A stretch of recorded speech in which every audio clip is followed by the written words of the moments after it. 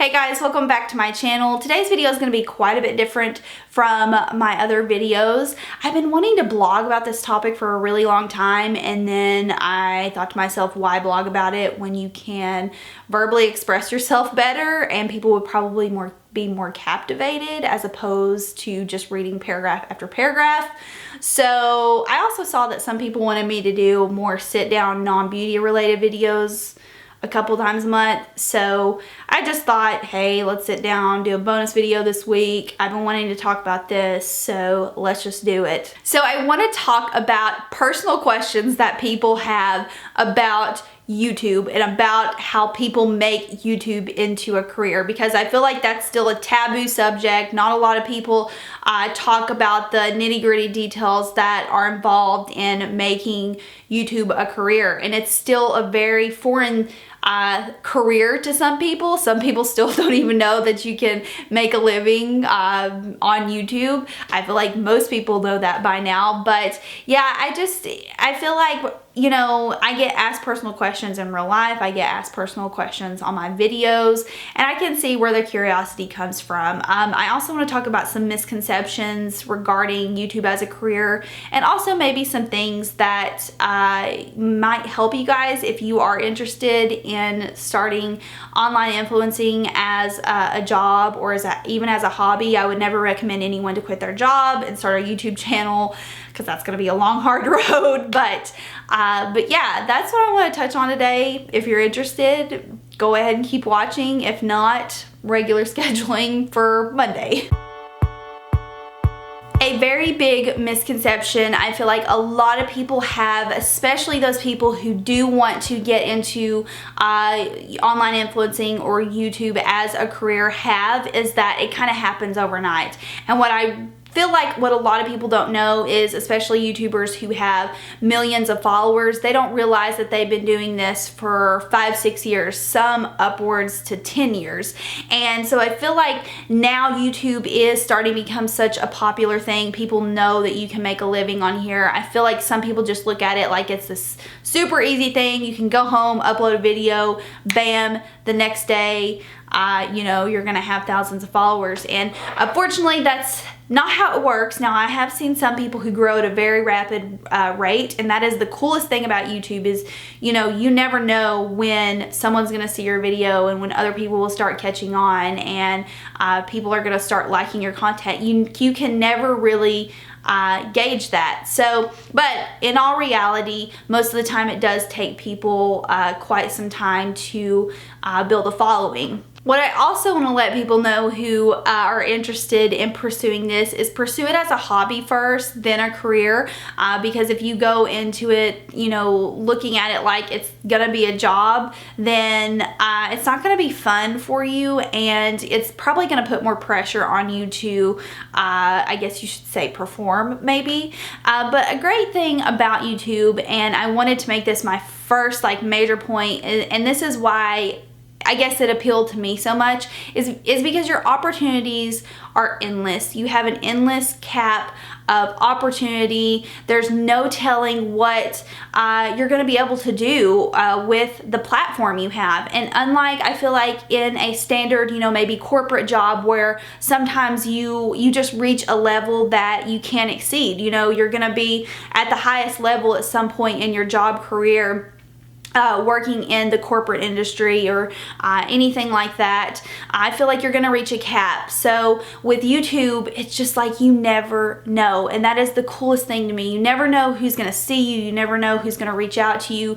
You never know, you know, what kind of opportunities are gonna come your way. And so I think that is just an amazing thing. And another thing that is so awesome that in regards to being able to make a career is that brands are now looking outside of the box. They're not just looking at not a subscriber. They're not just looking at a content creator's subscriber count anymore. They're looking at their subscriber engagement. They're looking at, you know, how the content creator is interacting with the people commenting on their videos. They're looking at their consistency. They're looking at their editing skills. You know, back, I would say a couple years ago, I feel like brands just reached out to people who, you know, had those big subscriber counts. And it is the total opposite now, which is awesome for smaller YouTubers because they are getting the same opportunities that YouTubers with, you know, millions of subscribers have had. And I have seen, I have been fortunate enough this year to realize that for the longest time on my channel, I guess I'm going to hold off on this topic. We're going to wait. So yeah, I just wanted to throw in a little snippet there for those of you who might be interested in this as a career, just to give a little bit of advice before we get into the, you know, more personal items. So kind of keeping with that same comparison thing, and this is something that I realized this past year about myself. For the longest time on my channel, and definitely this past year, there's always kind of like this sense in the back of your head, and I feel like this is for every person who does YouTube, that, you know, maybe you're not good enough. Maybe, you know, you feel like nobody cares about the videos that you're making, and just because you don't have the views that this person has. And what I had to sit down and do is kind of just analyze myself and analyze the things that I did that I really liked and that I really felt proud of. And one thing is that I realized I worked with a lot of companies this year who worked with the same YouTubers who had 5-6 million subscribers. And so just the thought that a brand who wants to work with someone with that many subscribers wanted to work with me itself, it kind of broke down that wall for me, and it made me realize your subscriber count does not determine your worth. It does not determine your success level. It does not determine how good of a content creator you are, how good of an editor you are, and how good of a person you are. And so that's something that I feel like not a lot of people talk about in the YouTube community, is just this whole sense of, you know, not being good enough and comparing yourself to others. But it is very, very real. If we want to address the big elephant in the room, the main thing most people want to know about is you know, how I feel like it's 2017. People know how YouTubers get paid. Do I have to go over that again? I'll run over it really quickly. Ad revenue, that's the ads that pop up on your video. Sponsorships, so that's when a brand reaches out to you and they want to work with you. Collaborations, that's when a brand reaches out to you and says, hey, do you want to collaborate on a product with us? We'll put your name on it and you're going to get paid for it. And then also affiliate links, commission links, so that's going to be like reward style and Amazon links. When someone clicks on it, you're going to get commission if they buy something. And then lastly, there's also social media paid product placements. So let's just say, and this is very weird to me that this is a thing. It's just so, I'm not against it, but it's just so crazy to me to think that people get paid this way. But a brand will reach out and they'll say, hey, we want you to feature, let's just say, for example, Too Faced reaches out to me and they'll say, hey, we want you to feature our Too Faced Sweetheart Bronzer in your Snapchat and you'll get paid. That is a very real way of getting paid nowadays. And all of these things should be disclosed. They should be said anytime you're being compensated, sponsored, whatever. That should be disclosed somewhere on the platform that you are projecting from. It isn't always projected. It isn't always told to followers.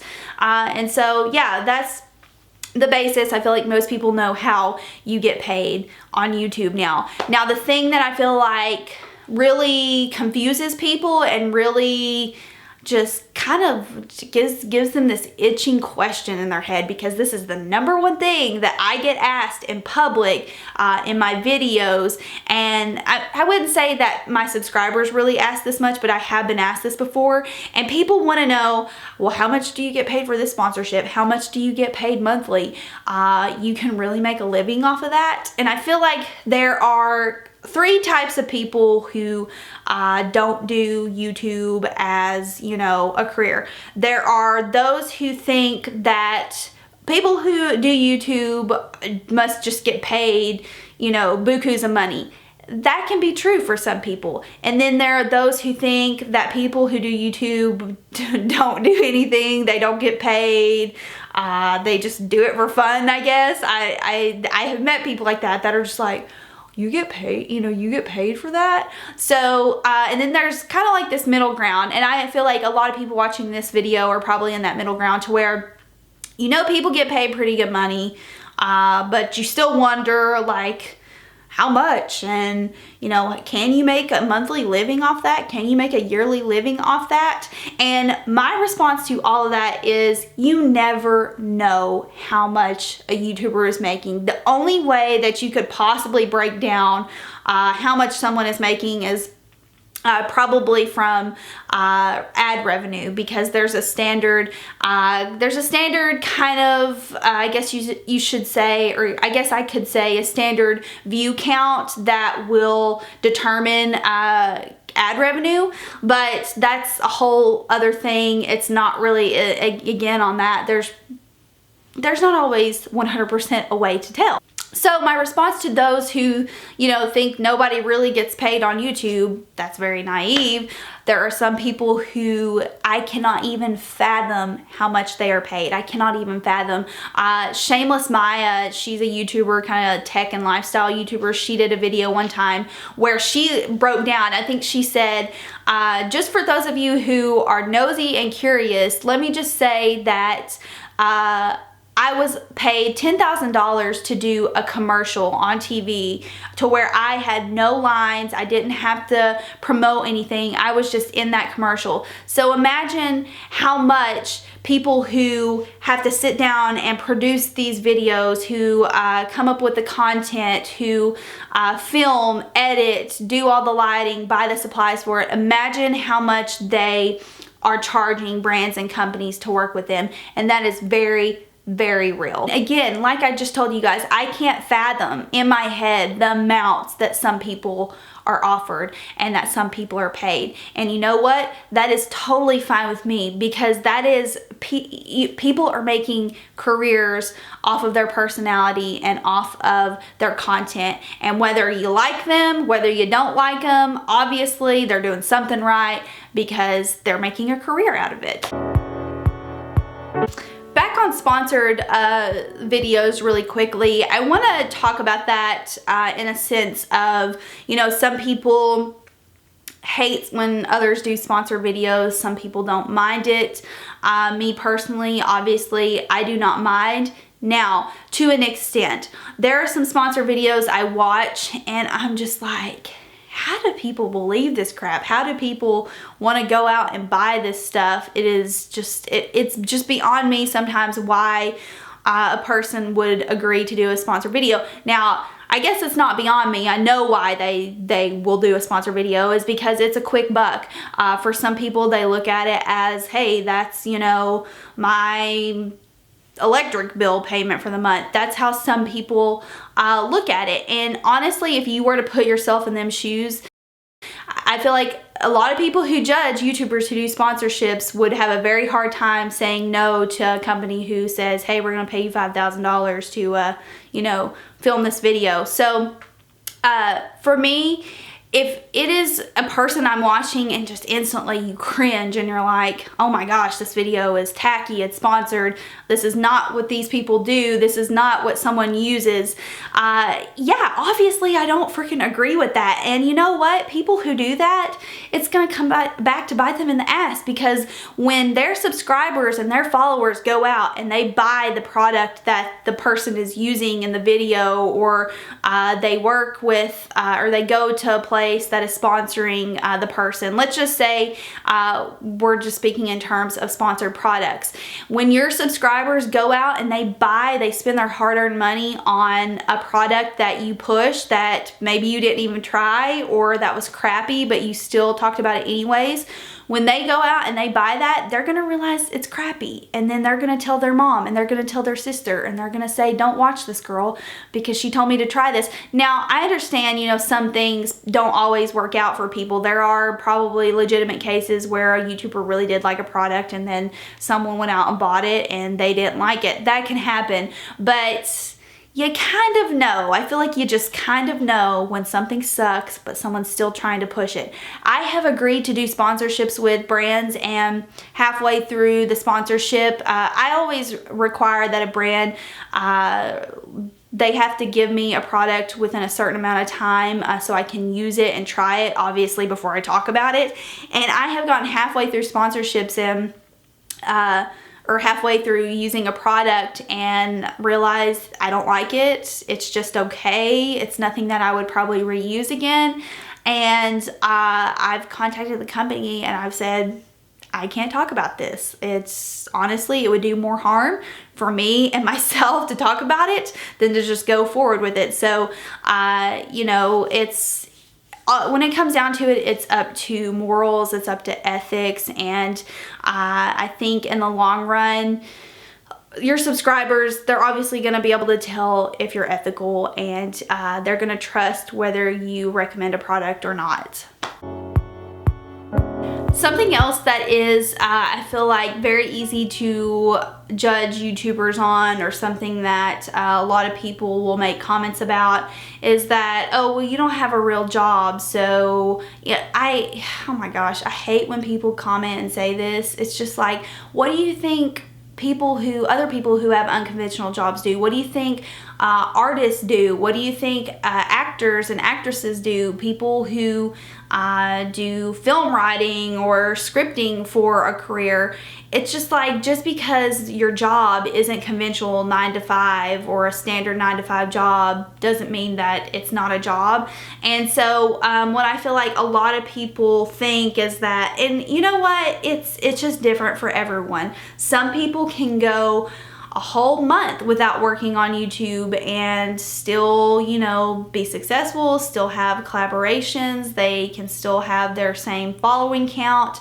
But for me, like a standard day, and that's the thing that also I love about working for myself and doing YouTube as a career, is you kind of make your own schedule. I'm not a morning person, so I wake up at 8 o'clock in the morning, and I realize that's not early at all, but guess what?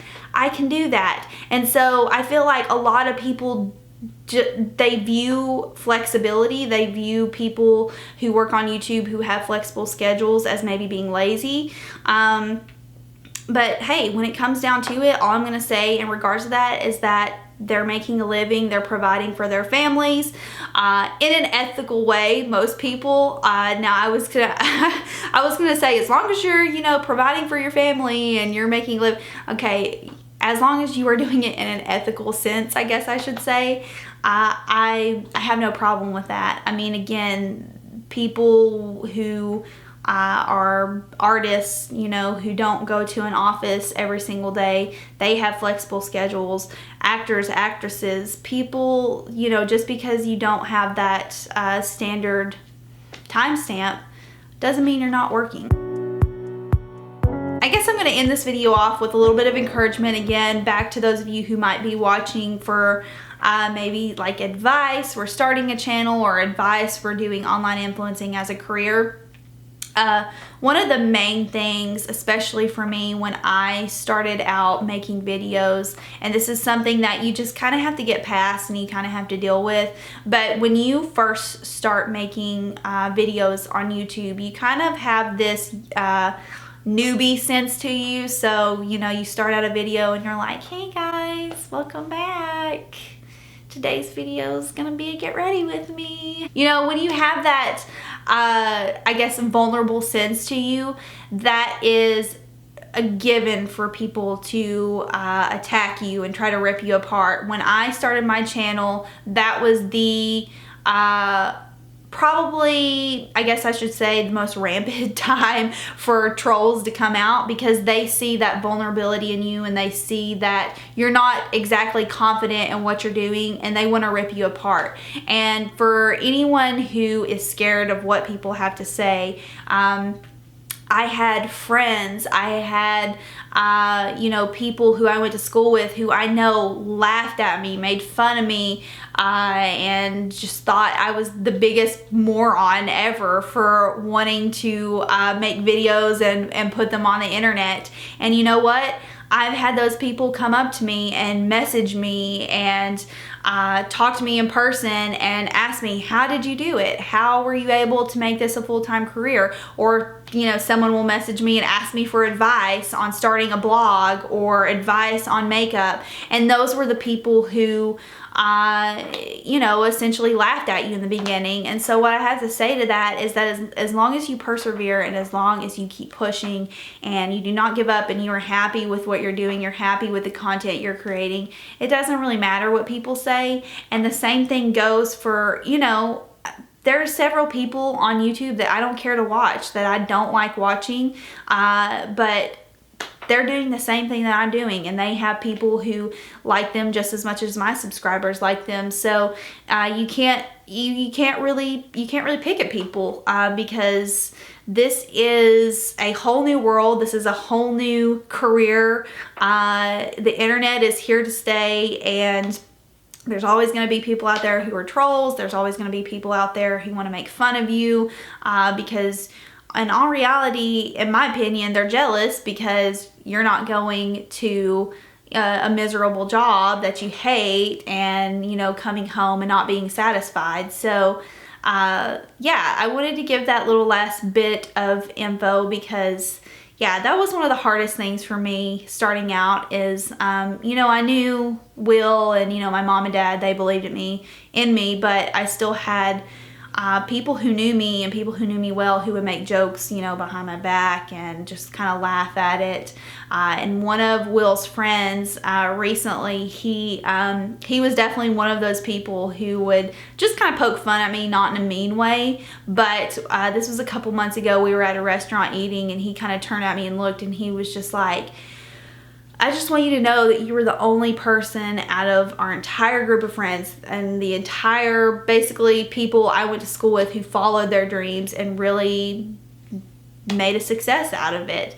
And just the fact that people look at what I do and they think, you know, that I am successful, hey, I'll take that, you know. I always want to keep persevering and doing better for myself, but I am proud that, you know, I am able to sit on here and talk about the things that I want and make a living off of that. So yeah, that's the essence of today's video. And I don't know where this is gonna go. I don't know if you guys are even interested in hearing these things, but I want to thank everyone who has supported my channel, who, I mean, honestly, I don't get comments anymore. I don't get malicious comments anymore. It's very rare, and that is just great because I do believe the people who are subscribed to your channel and the people who interact with you are a reflection of you. And so if you have people in your videos who are constantly mean and picking at other people or constantly picking at you,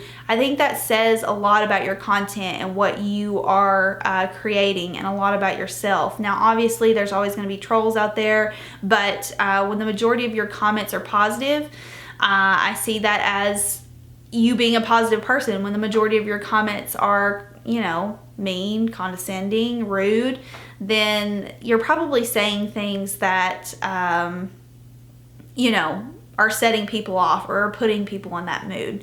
But yeah, that is it for the video. There's no telling how long this is gonna be. It's a bonus video anyways, but thank you guys for watching. If you have any questions about anything that I didn't cover, leave it down below. I'll try to answer it. I'm not gonna tell you how much money I make monthly. I'm not gonna tell you how much money I make per sponsorship. You know, that's just, like, come on, get real, guys. Like, get real. But I don't expect any of my subscribers to ask that anyway. So thank you guys for watching, and I'll see y'all in my next video. Bye.